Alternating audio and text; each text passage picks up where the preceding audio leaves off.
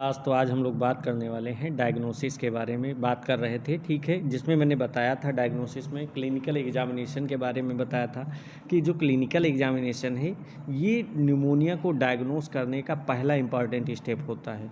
क्योंकि सबसे पहले जब डॉक्टर्स के वहाँ पेशेंट जाएगा तो सबसे पहले डॉक्टर क्या करते हैं, पेशेंट की हिस्ट्री, ठीक है, उसकी जनरल कंडीशन और रेस्पिरेटरी सिम्टम्स के बारे में वहाँ पे एसेस करते हैं, ठीक है, उसके बारे में पूछते हैं। तो उनका पर्पज़ यही रहता है कि इन्फेक्शन के सिम्टम्स कौन से हैं उसको आइडेंटिफाई करना, इसके अलावा डिजीज़ की सीवियरिटी कितनी है, ठीक है, और आगे कौन कौन से इन्वेस्टिगेशन की रिक्वायरमेंट पड़ सकती है, ठीक है। तो इस कारण से वहाँ पे सबसे पहले क्लिनिकल एग्जामिनेशन करवाया जाता है। अब क्लिनिकल एग्जामिनेशन में जैसे हिस्ट्री कलेक्ट करते हैं कि पेशेंट को कब से वहाँ पे कफ आ रहा है, स्पूटम कब का कलर कैसा है, फीवर कितने दिन से आ रहा है, शॉर्टनेस ऑफ ब्रीदिंग हो रही है, ठीक है, डिफ़िकल्टी इन ब्रीदिंग कह सकते हो रही है कि नहीं हो रही, चेस्ट पेन हो रहा है कि नहीं हो रहा।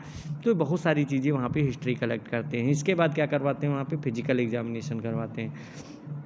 फिजिकल एग्जामिनेशन में हम क्या लिया जाता है, वहाँ पे वाइटल साइंस लिए जाते हैं जिनमें temperature, pulse rate, respiratory rate और SpO2, ब्लड प्रेशर, ये सारी चीज़ें वहाँ पे एग्जामिन की जाती हैं, ठीक है। तो इन चीज़ों को देख करके वहाँ पे डॉक्टर असेस कर लेता है कि पेशेंट की कंडीशन कैसी है, ब्रीदिंग फास्ट तो नहीं हो रही है, रेस्पिरेटरी डिस्ट्रेस की कंडीशन तो नहीं है, ठीक है। तो वहाँ पे ये सारी चीज़ें वहाँ पे वो असेस कर लेता है। इसके अलावा एस्कल्टेशन में मेनली क्या होता है, जो पेशेंट होता जो डॉक्टर्स होगा वो क्या करेगा, स्टेथोस्कोप की हेल्प से वहाँ पे जो ब्रीदिंग साउंड होता है उसको वहाँ पे सुनता है, ठीक है, जिससे वो क्या कर सके, आइडेंटिफाई कर सके वहाँ पे कैसी साउंड आ रही है, ठीक है, और कौन सी डिजीज हो सकती है, ठीक है। तो वहाँ पे जो क्रिकल साउंड होती है या क्रिप्टेशन साउंड रहती है उसको वो सुन सकता है, ठीक है। तो जो क्रिकल साउंड रहती है मेनली क्या रहेगी, डिसकंटिन्यूअस रहेगी, और वहाँ पे अबनॉर्मल ब्रीदिंग साउंड इसको कहते हैं, ठीक है। तो इनको वहाँ पे एसेस करके वहाँ पे आइडेंटिफाई करता है। इसके अलावा रिड्यूस्ड ब्लड साउंड की या रिड्यूस्ड ब्रीदिंग साउंड, तो मतलब वहाँ पे जो साउंड का अपीयरेंस रहेगा, क्योंकि एल्वुलाई में क्या होता है, फ्लूइड का अकुमुलेशन हो जाता है, जिसके कारण वहाँ पे जो साउंड रहती है वो भी क्या हो जाएगी, वहाँ पे ब्रीदिंग साउंड रिड्यूस हो जाएगी, क्योंकि लंग्स में कंसोलिडेशन हो गया है, तो जो नॉर्मल एयर का मूवमेंट होगा वो प्रॉपर हो नहीं पाएगा, ठीक है। और वहाँ पे जो ट्रांसमिट ब्रीदिंग होगी, साउंड की ब्रीदिंग होगी, उसका पैटर्न वहाँ पे चेंज हो जाएगा। मेनली प्लूरल इफ्यूजन हो सकता है पेशेंट के, या फिर वहाँ पे जो ब्रीदिंग साउंड होगी वो बहुत ज़्यादा ही रिड्यूस हो जाती है, और कभी कभी क्या होता है वो एब्सेंट भी हो जाती है, ठीक है। तो ये सारी चीज़ें हम लोग बात कर चुके थे। इसके बाद मैंने बताया था लेबोरेटरी टेस्ट क्या क्या होते हैं। लेबोरेटरी टेस्ट में बताया था CBC करते हैं। तो आप CBC क्यों करते हैं, CBC में हमारी जो WBC होंगी, हीमोग्लोबिन होंगी, मतलब जो TLC DLC, ये सारी चीज़ें वहाँ पे पता चल जाती, प्लेटलेट्स कितनी हैं, ये सारी चीज़ें पता चल जाती। तो निमोनिया की कंडीशन में क्या होता है, जो WBC का काउंट होता है वो बढ़ जाता है, जिनको हम क्या कहते हैं, TLC कहते हैं, टोटल ल्यूकोसाइट काउंट। अब जब ये टोटल ल्यूकोसाइट काउंट होगा वो इंक्रीज कर जाता है। मेनली होता क्या है, क्योंकि यहाँ पे बैक्टीरिया इन्फेक्शन काज कर रहा है, बैक्टीरिया वायरल इन्फेक्शन काज हो रहा है। अब बैक्टीरिया जब इन्फेक्शन काज कर रहा है तो उसकी वजह से क्या होगा, WBC या फिर जिनको हम लिम्फोसाइट्स कहते थे, या फिर बैक्टीरियोफेज नहीं, क्या कहते, न्यूट्रोफिल्स कहते थे, ये क्या करते थे, वहाँ पे बैक्टीरिया को किल करने के लिए रिस्पॉन्सिबल होती थी, ठीक है। तो वहाँ पे बैक्टीरिया को किल करने के लिए वो वहाँ पे आती थी न्यूट्रोफिल्स। तो ये क्या कर जाते थे उस कंडीशन में वहाँ पे, क्योंकि वो बैक्टीरिया को किल करना है, ऐसा नहीं, किल करने में क्या होती थी, उनकी भी डेथ होती थी, ठीक है। तो वहाँ पे ल्यूकोसाइटोसिस की कंडीशन डेवलप होती थी।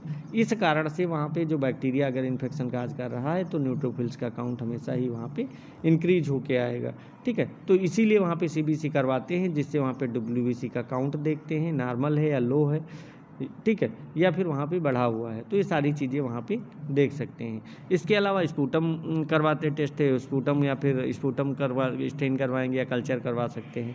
तो मेनली स्पूटम का ग्राम स्टेनिंग करवाने से क्या होगा, वहाँ पे जो बैक्टीरिया की मार्फोलॉजी है, कैसा बैक्टीरिया है, ग्राम पॉजिटिव बैक्टीरिया है, ग्राम नेगेटिव बैक्टीरिया है, तो इससे आइडेंटिफाई कर लिया जाता है, ठीक है। मान लिया वहाँ पे अगर बैक्टीरिया स्ट्रेप्टोकोकस न्यूमोनाई है, जिसने मोस्ट कॉमनली जो इन्फेक्शन काज करता है, तो कैसा बैक्टीरिया रहता है, ग्राम पॉजिटिव बैक्टीरिया रहता है। अब जो ग्राम पॉजिटिव बैक्टीरिया है, कुछ बैक्टीरिया ऐसे रहेंगे जो कि ग्राम नेगेटिव बैक्टीरिया होते हैं, जैसे कि क्लैप्सिला न्यूमोनाई हो गया, स्यूडोमोनास हो गया, ठीक है। ये बहुत सारे बैक्टीरिया रहते हैं, तो ये क्या करेंगे वहाँ पे इन्फेक्शन काज करेंगे, ठीक है। तो उनको उनकी मार्फोलॉजी से हम वहाँ पे उनको पहचान सकते हैं, पॉजिटिव है, ग्राम पॉजिटिव बैक्टीरिया ने इन्फेक्शन काज किया है या फिर ग्राम नेगेटिव बैक्टीरिया ने इन्फेक्शन काज किया है, ठीक है। इसके अलावा स्पूटम कल्चर करवा सकते हैं, कल्चर मीडिया में उसको ग्रो करा के वहाँ पे जो बैक्टीरिया होगा उसको आइडेंटिफाई कर सकते हैं, क्योंकि वहाँ पे जो बैक्टीरिया होगी उसकी कॉलोनी का फार्मेशन होगा, उसके बाद उसको हम ग्रो कराने के बाद उसको हम उसकी मार्फोलॉजी देखते हैं कैसा बैक्टीरिया है। इसके अलावा जो एंटी माइक्रोबियल ससेप्टेबिलिटी टेस्टिंग होती है उसको भी यहाँ से पता करते हैं, कल्चर करवा के ही टेस्ट करते हैं। तो इससे ये भी पता चल जाता है कि कौन सी एंटीबायोटिक वहाँ पे रजिस्टेंट है, कौन सी एंटीबायोटिक वहाँ पे सेंसिटिव है, ठीक है। जिसके जो बैक्टीरिया होगा वो कौन सी एंटीबायोटिक के प्रति सेंसिटिव है, किसके प्रति रेजिस्टेंट है। अगर रेजिस्टेंट होगा तो वो मेडिसिन चलाने, वो एंटीबायोटिक देने का कोई मतलब नहीं है, क्योंकि उस पर कोई इफेक्ट ही नहीं पड़ेगा। तो इस कंडीशन में इसीलिए वहाँ पे कल्चर करवाते हैं, जिससे उसकी ससेप्टेबिलिटी टेस्टिंग हो सके कि कौन सी एंटीबायोटिक वहाँ पे उस जो वहाँ पे माइक्रो ऑर्गेनिज्म है उस पर ज़्यादा इफेक्ट डालेगी, ठीक है। तो इसी कारण से वहाँ पे करवाते हैं। इसके अलावा ब्लड कल्चर, तो ब्लड कल्चर का यूज भी क्या करेंगे, बैक्टीरिया या माइक्रोस्कोप जो माइक्रो ऑर्गेनिज्म है उसके बारे में ही स्टडी करने के लिए करते हैं कि ऐसा तो नहीं बैक्टीरिया ब्लड में प्रेजेंट है, ठीक है। तो यही इसी कारण से बैक्टीरिया वहाँ पे क्योंकि जब सीवियर निमोनिया काज होती है तो बैक्टीरिया लंग से कहाँ पे चला जाता है, ब्लड में एंटर कर जाता है, ठीक है। इसी को हम क्या कहते हैं, बैक्टीरीमिया या फिर सेप्सिस कहते हैं, ठीक है। तो इस कारण से वहाँ पे भी सीवियर इलनेस या फिर सेप्सिस तो वहाँ पे काज होती है, तो इसलिए वहाँ पे ब्लड कल्चर करवाया जाता है, ठीक है, सीवियर निमोनिया के केस में। इसके अलावा सीआरपी जिसको हम सी रिएक्टिव प्रोटीन भी कहते हैं, तो इसको भी हम करवाते हैं। तो ये मेनली केवल कंफर्म करने के लिए नहीं करवाते हैं, केवल देखते हैं वहाँ पे, क्योंकि इसका कोई रोल ज़्यादा नहीं होता। क्योंकि अगर मान लिया कहीं भी बॉडी में कोई भी इन्फ्लामेशन होगा, ज़रूरी नहीं है कि बैक्टीरिया काज किया हो, तो उस कंडीशन में क्या होता है, वहाँ पे जो हमारा लीवर होता है वो ज़्यादा से ज़्यादा वहाँ पे सी रिएक्टिव प्रोटीन का फॉर्मेशन करने लगता है, ठीक है। तो इस कारण से वहाँ पे जो निमोनिया होगा, निमोनिया की कंडीशन में वहाँ पे सीआरपी का लेवल वहाँ पे बढ़ जाता है, क्योंकि इन्फेक्शन के कारण हुआ है। तो जब सिस्टमिक इन्फ्लामेशन होगा तो इसका रेस्पॉन्स वहाँ पे एक्टिवेट हो जाता है, ठीक है। तो इसी कारण से कोई भी डिजीज़ होगी तो उसको वहाँ पे एसेस करने के लिए इसका नहीं करते हैं, मेनली इसका यूज इसलिए करते हैं कि जो डिजीज़ काज हुई है उसकी सीवियरिटी कितनी है, ठीक है। तो इससे अगर वहाँ पे ज़्यादा लेवल बढ़ा हुआ आएगा तो मतलब उसकी सीवियरिटी बहुत ज़्यादा होगी, ठीक है। तो कह सकते हैं जो सीआरपी है, सीआरपी इंक्रीज है, तो इसका मतलब ये नहीं कि निमोनिया कोई स्पेसिफिक निमोनिया के लिए ही टेस्ट होता है, ठीक है। कोई भी बॉडी में इन्फेक्शन होगा, अगर वहाँ पे इन्फ्लामेटरी कंडीशन है तो वहाँ पे सीआरपी बढ़ा ही आएगा, ठीक है। तो उसको केवल करवा के हम ये नहीं डिसाइड कर सकते कि निमोनिया का वहाँ पे है, ठीक है।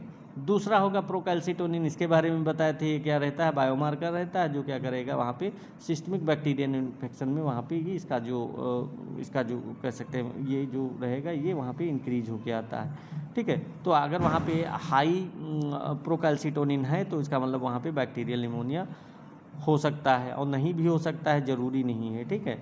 तो लो पीसी2 के बेसिस पे वहाँ पे हम निमोनिया को कम्प्लीटली रूल आउट नहीं कर सकते हैं, ठीक है। तो ये सारी चीज़ें हम पढ़ चुके थे, ये सारे टेस्ट पढ़ चुके थे, किसका क्या फंक्शन रहता है। अब हम लोग बात करेंगे इमेजिंग टेस्ट के बारे में। इमेजिंग टेस्ट का मतलब हो गया कौन कौन से टेस्ट रहते हैं जो डायग्नोस्टिक टेस्ट रहते हैं। जैसे सबसे पहले चेस्ट एक्सरे, तो चेस्ट एक्सरे मेनली जो निमोनिया रहेगा, निमोनिया में चेस्ट एक्सरे एक कह सकते हैं प्राइमरी टेस्ट रहता है, ठीक है। क्योंकि निमोनिया की इवैल्यूएशन के लिए हम इसका यूज कर सकते हैं, क्योंकि अगर मान लिया लंग्स में इन्फ्लामेशन हुआ है या फिर कंसोलिडेशन हुआ है तो वहाँ पे जब हम चेस्ट एक्सरे करवाएंगे तो उसमें वो चेंजेस दिखते हैं, ठीक है। क्योंकि जो निमोनिया होगी, निमोनिया में क्या होता है, एल्वेलाई के अंदर फ्लूइड का अकुमुलेशन हो जाता है, या फिर पस कह सकते हैं, इन्फ्लेमेटरी एक्सुडेट कह सकते हैं, ये सारी चीज़ें वहाँ पे अकुमुलेट होने लगती हैं। अब जब अकुमुलेट हो जाएंगी तो इसके कारण वहाँ पे क्या होगा, जो लंग्स का एरिया रहेगा, ठीक है, वो नॉर्मल नहीं रहेगा। वहाँ पे डार्क अपीयरेंस है, एयर फील्ड अपीयरेंस के बजाय वहाँ पे कैसा अपीयरेंस होगा, वाइट अपीयरेंस हो सकता है, या फिर ओपेक अपीयरेंस वहाँ पे दिखाई देगा। क्योंकि अगर नॉर्मल लंग्स की कंडीशन होती, नॉर्मल लंग्स में क्या रहता है, वहाँ पे एयर रहती है, तो इस कारण से वहाँ पे क्या रहेगा, डार्क अपीयरेंस होता है, डार्क रेड ब्लैक कलर का अपीयरेंस वहाँ पे दिखाई देगा। अगर वहाँ पे वाइट पैचेस दिख रहे हैं, वाइट अपीयरेंस हो रहा है, ठीक है, ओपेक दिख रहा है, तो मतलब वहाँ पे क्या है, निमोनिया के चांसेस हो सकते हैं। क्योंकि मेनली होता क्या है, जब निमोनिया काज होती है तो वहाँ पे लोअर ओपेसिटी हो सकती है या फिर कंसोलिडेशन हो सकता है, या फिर एयर ब्रोंकोग्राम की कंडीशन डेवलप हो सकती है, ठीक है।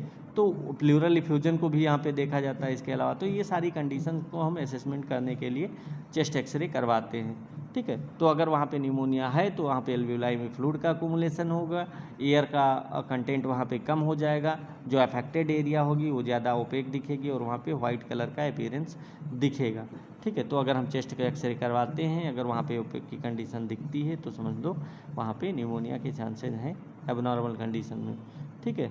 इसके अलावा मान लिया वहाँ पे हमने एक्सरे करवाया, एक्सरे में वो सारी चीज़ें क्लियर वहाँ पे नहीं हो पा रही हैं, तो उस कंडीशन में हम क्या करवाते हैं, सीटी स्कैन करवाते हैं, जिसको हम कंप्यूटर टोमोग्राफी कहते हैं। क्योंकि ये एक कह सकते हैं डिटेल्ड इमेजिंग टेक्निक्स है। इसमें जो लंग्स होगा बहुत ज़्यादा ही डिटेल्ड क्रॉस सेक्शन इमेज में यहाँ पे दिखेगा, ठीक है। क्योंकि यहाँ पे उसको क्रॉस सेक्शन जो वहाँ पे लंग्स होगा, लंग्स का क्रॉस सेक्शन करके फिर वहाँ पे उसका असेसमेंट किया जाता है। तो हर निमोनिया पेशेंट में सीटी स्कैन की रिक्वायरमेंट नहीं होती है। कुछ ऐसे केसेज होंगे जिनमें एक्सरे से प्रॉपर वहाँ पे दिखाई नहीं पड़ रहा, कह सकते हैं वहाँ पे एक्सरे करके वो सारी चीज़ें क्लियर नहीं हो पा रही हैं, ठीक है। तो उस कॉम्प्लिकेशंस कह सकते हैं वहाँ पे सस्पिशियस है, तो उस कंडीशन में क्या करेंगे, हम वहाँ पे सीटी स्कैन करवाते हैं। सीटी स्कैन में क्या रहता है, बहुत ज़्यादा डिटेल्ड वहाँ पे देखा जाता है कि वहाँ पे कंसोलिडेशन है या फिर वहाँ पे कैविटेशन का फार्मेशन, तो कैविटी का फार्मेशन तो नहीं हुआ है, या फिर प्लूरल एबनॉर्मेलिटीज़ कौन कौन सी हैं, ठीक है। और क्या क्या वहाँ पे जो स्ट्रक्चरल चेंजेज आए हुए हैं वहाँ पे लंग्स में, ठीक है। तो ये सारी चीज़ें वहाँ पे एसेस कर सकते हैं। एब्सेस तो नहीं फार्मेशन हुआ है, बहुत सारी चीज़ें होंगी वहाँ पे, ग्राउंड ग्लास ओपेसिटी जो दिखती है वो भी वहाँ पे अपीयर होगी जगह। तो ये सारी चीज़ें हम वहाँ पे क्लियरली देख सकते हैं कि लंग्स में कोई स्ट्रक्चरल चेंजेस तो नहीं हो रहे हैं, ठीक है। तो अगर नॉर्मली मैंने बताया अगर वहाँ पे पेशेंट है तो उसको क्या करेंगे, चेस्ट एक्सरे करवाएंगे और वहाँ पे बेसिक लंग्स पिक्चर में हम देख सकते हैं, बेसिक चीज़ें देख सकते हैं। लेकिन अगर वहाँ पे बहुत ज़्यादा डिटेल में एनालिसिस करनी है, अगर मान लिया उससे एक्सरे से नहीं कंफर्म हो पा रहा है, तब उस कंडीशन में हम क्या करवाते हैं, सीटी स्कैन करवाते हैं। वहाँ पे लंग्स की डिटेल्ड एनाटॉमिकल पोजीशन वहाँ पे दिखती है, वहाँ पे क्रॉस सेक्शनल इमेजेस अलग अलग वहाँ पे अपीयरेंस होता है, ठीक है। तो ये दोनों इमेजिंग टेक्निक्स थी जिनका यहाँ पे यूज किया जा सकता है। नेक्स्ट हम लोग बात करते हैं ऑक्सीजन असेसमेंट का। तो जो ऑक्सीजन असेसमेंट होता है निमोनिया में मेनली होता क्या है, जो एल्वेओलाई हैं वहाँ पे इन्फ्लामेशन होगा, वहाँ पे फ्लूइड का एक्यूमुलेशन होगा और वहाँ पे जो गैसियस एक्सचेंज होगा वो रिड्यूस हो जाएगा। अब जब गैसियस एक्सचेंज रिड्यूस हो गया है तो वहाँ पे एसेस करना ज़रूरी रहता है कि पेशेंट में जो पेशेंट रहेगा उसके ब्लड में ऑक्सीजन का कंटेंट कितना है, ऑक्सीजन कम वहाँ पे है कह सकते हैं जितनी रिक्वायरमेंट है उतने अमाउंट में या नहीं है, ठीक है। तो इसके लिए हम दो टेस्ट करते हैं, एक पल्स ऑक्सीमीटर का यूज करते हैं, दूसरा एबीजी करते हैं, ठीक है। पल्स ऑक्सीमीटर में क्या होता है अभी हम पढ़ेंगे। पल्स ऑक्सीमीटर में क्या करेंगे, वहाँ पे पल्स ऑक्सीमीटर सिंपल एक कह सकते हैं नॉन इन्वेसिव प्रोसीजर। इसमें क्या करेंगे, डायरेक्ट उसको वहाँ पे डायरेक्टली SpO2 को वहाँ पे हम मेजर कर सकते हैं। एक छोटा सा पल्स ऑक्सीमीटर रहता है, मोस्टली इसको देखा होगा फिंगर पे लगाया जाता है, ठीक है। फिंगर पे लगाएंगे, वहाँ पे जो ब्लड में हीमोग्लोबिन होगी उसकी ऑक्सीजन सेचुरेशन वहाँ पे वो एस्टिमेट कर देगा, उसका पता लगा देगा, ठीक है। तो निमोनिया में होता क्या है, वहाँ पे जो गैसेस एक्सचेंज होगा वो सीवियरली इम्पेयर्ड हो जाता है। मैंने बताया था क्योंकि एल्वेओलाई में फ्लूइड का अक्यूमुलेशन हुआ है। अब फ्लूइड का अक्यूमुलेशन हुआ तो प्रॉपर गैसियस एक्सचेंज वहाँ पे नहीं हो पाएगा, ठीक है। और वहाँ पे जब गैसियस एक्सचेंज नहीं हो पाएगा तो वहाँ पे SpO2 भी रिड्यूस हो जाएगा। तो इसीलिए वहाँ पे जो पल्स ऑक्सीमीटर है, पल्स ऑक्सीमीटर से हम वहाँ पे हाइपोक्सीमिया को डिटेक्ट कर सकते हैं, डिजीज़ की सीवियरिटी है उसको असेस कर सकते हैं, ऑक्सीजन थेरेपी की रिक्वायरमेंट है या नहीं है उसको भी हम वहाँ पे मॉनिटर कर सकते हैं, ठीक है। और ट्रीटमेंट के दौरान वहाँ पे ऑक्सीजनेशन का भी रिस्पांस देख सकते हैं, ठीक है। तो ये चीज़ें हैं। अब सेकेंड है एबीजी जिसको हम क्या कहते हैं, एट्रियल ब्लड गैस कहते हैं। आर्टीरियल ब्लड गैस क्यों कहा जाता है, मेनली जो आर्टरी रहती हैं इसमें कैसा ब्लड चाहिए, ऑक्सीजनेटेड ब्लड चाहिए होता है, ठीक है। तो इसमें मेनली जो ब्लड होता है, ब्लड का एनालिसिस किया जाएगा वहाँ पे आर्टीरियल ब्लड का, जो आर्टरी से ब्लड निकलता है उसका एनालिसिस किया जाता है, ठीक है। तो यहाँ पे बहुत सारे फैक्टर्स रहते हैं, जैसे वेंटिलेशन हो गया, एसिड बेस स्टेटस हो गया, ये सारी चीज़ें हम इसमें देखते हैं। ठीक है। तो इसमें बहुत सारे पैरामीटर्स रहते हैं बीजी में, जैसे कि मान लिया जो पार्शियल प्रेशर ऑफ O2 हो गया, पार्शियल प्रेशर ऑफ CO2 हो गया, pH, बाइकार्बोनेट आयंस, ठीक है, और वहाँ पे जो एट्रियल ऑक्सीजनेशन सेचुरेशन हो गया, ये सारी चीज़ें वहाँ पे देखते हैं, जैसे O2 भी उसको कहते हैं। तो ये चीज़ें आप जैसे पार्शियल प्रेशर ऑफ O2 रहेगा, ये क्या बताता है वहाँ पे आर्टेरिया में, जो आर्टरी है आर्टरी में वहाँ पे ऑक्सीजन का लेवल कितना है। पार्शियल प्रेशर ऑफ CO2 क्या बताएगा, वहाँ पे CO2 की कंसनट्रेशन कितनी है, ठीक है। pH एसिड बेस बैलेंस के बारे में बताएगा, बाइकार्बोनेट आयंस मेटाबॉलिक कंपोनेंट होता है उसके बारे में बताएगा, और SaO2 क्या बताता है, आर्टरी में ऑक्सीजन सेचुरेशन को बताता है, ठीक है। तो इसीलिए निमोनिया में क्या करवाते हैं, ABG करवाया जाता है, ठीक है, क्योंकि अगर वहाँ पे सीवियर निमोनिया है तो सीवियर निमोनिया में जो पार्शियल प्रेशर ऑफ ऑक्सीजन होता है वो रिड्यूस हो जाता है, जिसको हम हाइपोक्सीमिया कहते हैं। तो हाइपोक्सीमिया को पता लगाने के लिए हम क्या करते हैं, ABG करवाते हैं, ठीक है, क्योंकि अगर बहुत ज़्यादा रेस्पिरेटरी फंक्शंस वीक हैं तो वहाँ पे पार्शियल प्रेशर ऑफ CO2 भी एबनॉर्मल हो सकता है और वहाँ पे रेस्पिरेटरी फेलियर भी डेवलप हो सकता है, ठीक है। इसीलिए सीवियर या फिर जो कह सकते हैं क्रिटिकल इलनेस जो रहेगी पेशेंट की, उस समय हम क्या करवाएंगे, वहाँ पे ABG करवाते हैं, ठीक है। तो ABG मेनली सीवियरिटी को और वहाँ पे रेस्पिरेटरी फंक्शन को एसेस करता है और वहाँ पे डिटेल जानकारी देता है, ठीक है। तो ये क्या करवाते हैं, वहाँ पे हम टेस्ट करवा सकते हैं, ठीक है। तो ये 2 टेस्ट। अब हम देखते हैं कि जो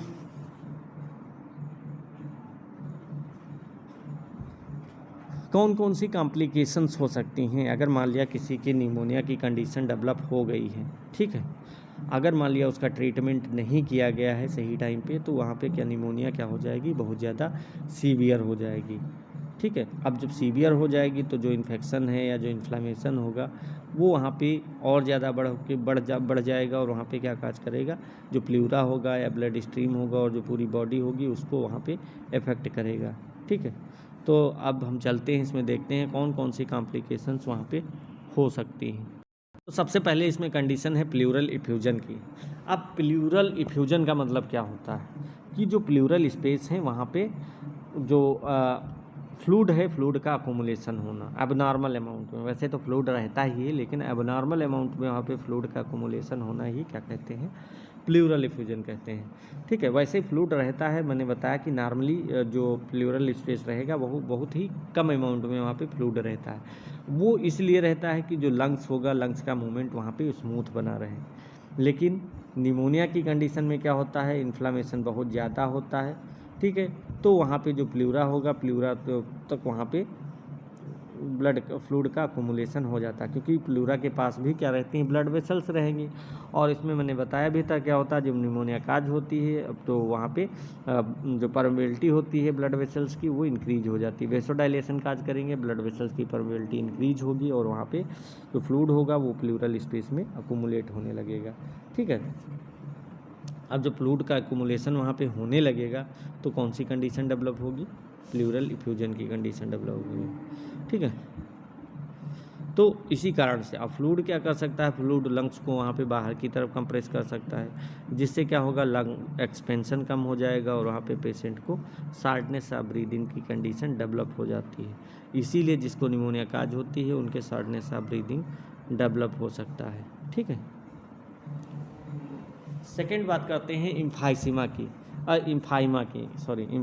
बात करते हैं। इम्फाइमा क्या होता है, वे भी एक इन्फेक्टेड प्लूरल इफ्यूजन है, जिसमें क्या होगा, प्लूरल स्पेस के अंदर पस का अकोमुलेशन हो जाता है, ठीक है। तो निमोनिया काजिंग जो बैक्टीरिया होते हैं प्लूरल स्पेस में वहाँ पे इंटर कर जाएंगे।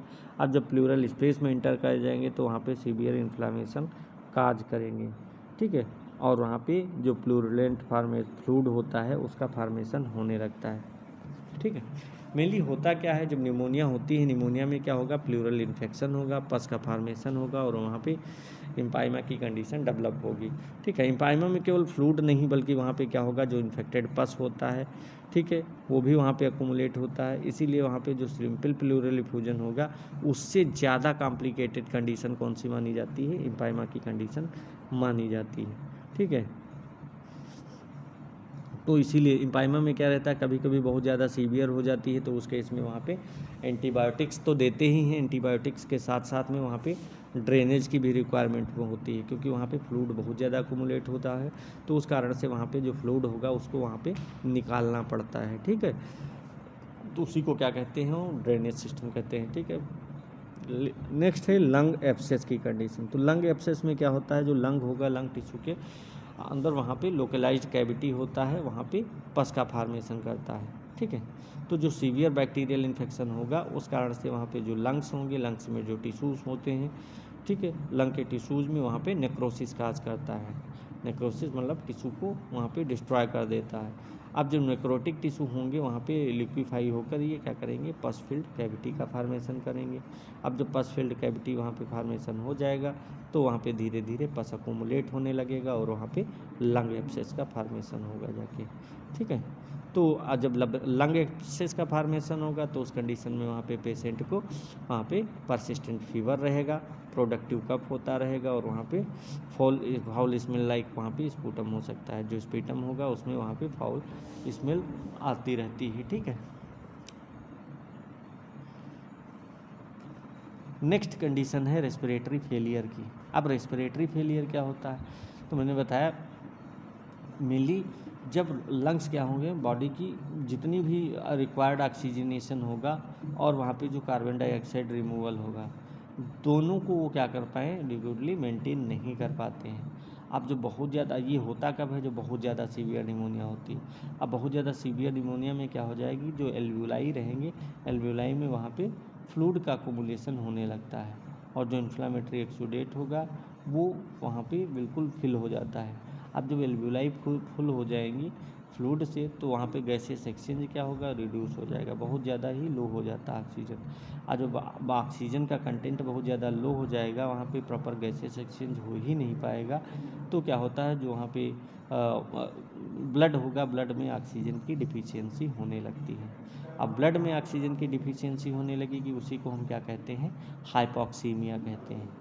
ठीक है, तो मेनली मैंने बताया जो सीवियर निमोनिया होगी, सीवियर निमोनिया में एल्वियोलाई में फ्लूइड का अकुमुलेशन होगा, इम्पेयर्ड गैसियस एक्सचेंज हो जाएगा और वहाँ पे सीवियर हाइपोक्सीमिया की कंडीशन डेवलप होगी। अब जब सीवियर हाइपोक्सीमिया होगी, एबनॉर्मल ऑक्सीजन जो रहेगा, CO2 रहेगा, वो रिमूव नहीं हो पाएगा, तो इस कारण से वहाँ पे रेस्पिरेटरी फेलियर की कंडीशन डेवलप हो सकती है। ठीक है, अब इसमें होगा क्या, जो पेशेंट होगा, पेशेंट को बहुत ज़्यादा सीवियर डिसअपनिया की कंडीशन डेवलप होगी। ठीक है, ट्रैकीपीनिया हो सकता है, साइनोसिस जैसी कंडीशन डेवलप हो सकती हैं, या फिर वहाँ पे मेंटल स्टेटस अल्टर हो सकता है। तो ये बहुत सारी कंडीशंस होती हैं जो कि इसके अंदर डेवलप हो सकती हैं। ठीक है, नेक्स्ट है एक्यूट रेस्पिरेटरी डिस्ट्रेस सिंड्रोम, जिसको ARDS भी कहते हैं। तो जो ARDS है ये भी एक सीवियर इन्फ्लामेटरी लंग इंजरी ही है, जिसमें क्या होता है, लंग्स की जो एल्वियोलर कैपेसिटी होती है वो बैरियर काफ़ी डैमेज हो जाती है। ठीक है, अब जब एल्वियोलर कैपेसिटी बैरियर जब डैमेज हो जाएगा तो क्या हो जाएगा, वहाँ पे जो नॉन कार्डियोजेनिक पल्मोनरी एडिमा होगा वो डेवलप हो जाता है।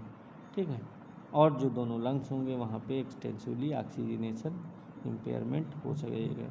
ठीक है, अब प्रॉपर वहाँ पे ऑक्सीजनेशन ही नहीं होगा तो इम्पेयरमेंट हो जाएगा, तो जो निमोनिया होगी उसके अंदर एक ARDS की कंडीशन वहाँ पे डेवलप हो सकती है। ठीक है, तो इसको ऐसे कह सकते हैं, मान लिया किसी के सीवियर निमोनिया हुई है तो उसकी वजह से वहाँ पे एक्सेसिव इन्फ्लामेशन होगा। अब जब एक्सेसिव इन्फ्लामेशन होगा तो उसकी वजह से जो एल्वुलर हैं, कैपिलरीज बैरियर हैं, ये सारे चीज़ें डैमेज हो जाएंगी और वहाँ पे फ्लूइड कहाँ इंटर कर जाएगा, एल्वुलाई में। अब जब फ्लूइड एल्वुलाई में इंटर करने लगेगा तो इतना ज़्यादा फ्लूइड होने के कारण वहाँ पे जो ऑक्सीजनेशन होगा वो प्रॉपर इम्पेयर्ड हो जाएगा, बहुत ज़्यादा सीवियर ऑक्सीजनेशन इम्पेयरमेंट होगा। ठीक, और वहाँ पे ARDS की कंडीशन डेवलप हो जाएगी। ठीक है, तो मैंने बताया भी था वहाँ पे क्या होता है, ARDS का फुल फॉर्म क्या होता है, एक्यूट रेस्पिरेटरी डिस्ट्रेस सिंड्रोम। ठीक है, तो ऐसी कंडीशन में क्या होता है, कभी कभी ऑक्सीजन देना भी बहुत ज़्यादा पर कह सकते हैं उनके लिए पर्याप्त नहीं होगा। ठीक है, तो इस ऐसे पेशेंट को क्या करते हैं, जो एडवांस्ड रेस्पिरेटरी सपोर्ट होता है वहाँ पे उसको रखा जाता है। ठीक है, नेक्स्ट हम बात करते हैं सेप्सिस की। अब सेप्सिस कब डेवलप होगा, जब इन्फेक्शन वहाँ पे वहाँ पे जो बॉडी होगा, बॉडी का जो डिसरेगुलेटेड सिस्टमिक रिस्पांस होगा, आर्गन के फंक्शंस होंगे, वो सारी चीज़ें अफेक्ट करने लगे। ठीक है, मतलब जो निमोनिया है वो केवल लंग्स तक ही ना रहे, लंग्स से वो क्या कर जाता है, ब्लड में इंटर करेगा, ब्लड से वो जितने भी सिस्टमिक आर्गन्स रहते हैं वहाँ पे क्या करेगा, इन्फ्लामेटरी रिस्पांस को ट्रिगर करेगा। तो इसमें बहुत सारे आर्गन्स जैसे किडनी हो गया, ब्रेन, हार्ट और बहुत सारे आर्गन्स रहते हैं, वो क्या रहेंगे, इससे अफेक्टेड रहेंगे। ठीक है, उनके फंक्शंस भी अबनॉर्मल होने लगते हैं। तो जब आर्गन डिसफंक्शन होंगे तब वहाँ पे सेप्सिस की कंडीशन डेवलप हो जाती है। ठीक है, इसके अलावा सेप्टिक शॉक की बात करते हैं। सेप्टिक शॉक क्या होता है, जब सीवियर सेप्सिस की लाइफ थ्रेटनिंग स्टेज ये रहती है। ठीक है, सेप्टिक शॉक। ठीक, इसमें क्या होगा, जो सर्कुलेटरी फेलियर और जो टिश्यू परफ्यूजन होती हैं, ये बहुत सारी ज़्यादा कह सकते हैं, इसके जैसे बहुत सारी वहाँ पे क्रिटिकल कंडीशंस डेवलप होने लगती हैं। ठीक है, अब सिस्टमिक वहाँ पे इन्फ्लामेटरी जो रिस्पांस होगा उसके कारण वहाँ पे क्या होता है, वेसोडाइलेशन और वहाँ पे वैस्कुलर लीकेज होने लगता है। अब जब वेसोडाइलेशन होगा, वैस्कुलर लीकेज होगा, जिससे जो ब्लड प्रेशर होता है वो बहुत ज़्यादा वहाँ पे रिड्यूस हो जाएगा, क्योंकि वेसोडाइलेशन काज हो रहा।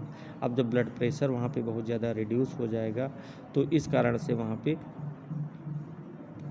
जो एडिक्यूट ट्रीटमेंट होगा तो देने के बाद भी वहाँ पे जो सर्कुलेशन और टिश्यू परफ्यूजन होगा वो मेंटेन हो नहीं पाता और वहाँ पे सेप्टिक शॉक जैसी कंडीशन डेवलप हो जाती है। ठीक है, तो मेनली मैंने बताया सेप्सिस होगा, सेप्सिस के बाद क्या होगा, वहाँ पे सीवियर वेसोडाइलेशन होगा प्लस वैस्कुलर लीकेज होगा, जिसके कारण क्या होता है, वहाँ पे हाइपोटेंशन की कंडीशन डेवलप होगी। अब जब हाइपोटेंशन की कंडीशन डेवलप होगी तो वहाँ पे जो टिश्यू परफ्यूजन होगा वो भी बहुत ज़्यादा वीक हो जाएगा। ठीक है, और वहाँ पे जो आर्गन्स होंगे उनके फंक्शंस भी अफेक्टेड होंगे। जब फंक्शन अफेक्टेड होंगे तब वहाँ पे सेप्टिक शॉक की कंडीशन डेवलप होती है और ये एक कैसी है, मेडिकल इमरजेंसी की कंडीशंस होती है। ठीक है, इसके बाद नेक्स्ट हम बात करते हैं, नेक्स्ट एंड लास्ट, डेथ।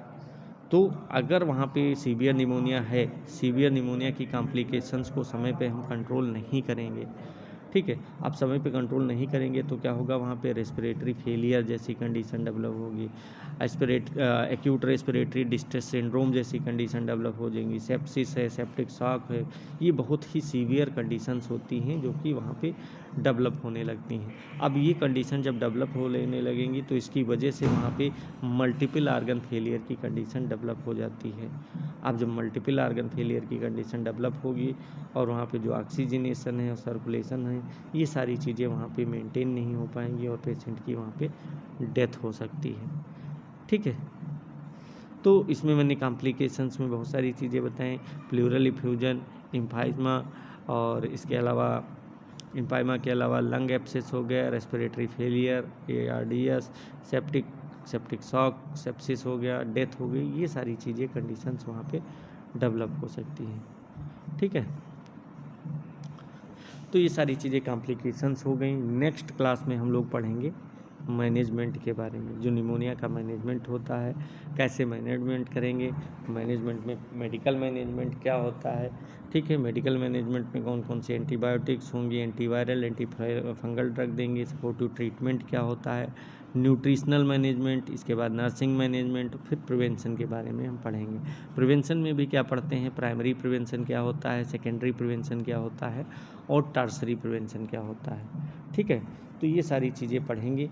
और अगर हमको वहाँ पे मान लिया किसी के निमोनिया काज हो गया है, उसको प्राइमरी वहाँ पे टेस्ट करवाने हैं, तो उस कंडीशन में हम 3 टेस्ट करवाएंगे। सबसे पहले CBC करवाएंगे, सेकेंड हम स्पूटम का टेस्ट करवाते हैं और थर्ड हम चेस्ट एक्सरे करवाते हैं। ठीक है, तो इससे क्या होता है, चेस्ट एक्सरे में अगर वहाँ पे कोई कंसोलिडेशन होगा तो वहाँ पे वाइट अपीयरेंस वहाँ पे दिखाई दे सकता है।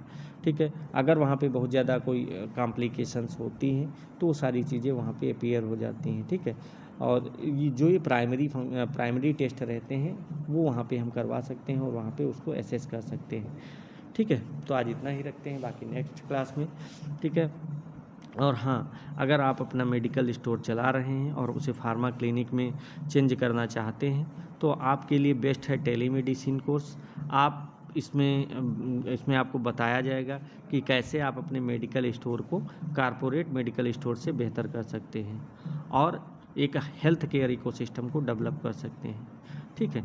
इसके अलावा इसमें जो स्पेशलिस्ट डॉक्टर्स रहते हैं वो आपको ऑडियो और वीडियो कॉल पे वहाँ पे कनेक्ट हो जाते हैं, ठीक है। वो कनेक्ट हो जाएंगे और उनसे आप जो पेशेंट से रिलेटेड जो भी क्वेरी होगी उसको डिस्कस कर सकते हैं, चाहे ट्रीटमेंट से रिलेटेड हो या फिर वहाँ पे उसके सिम्टम से रिलेटेड हो या फिर कोई डायग्नोसिस से रिलेटेड हो।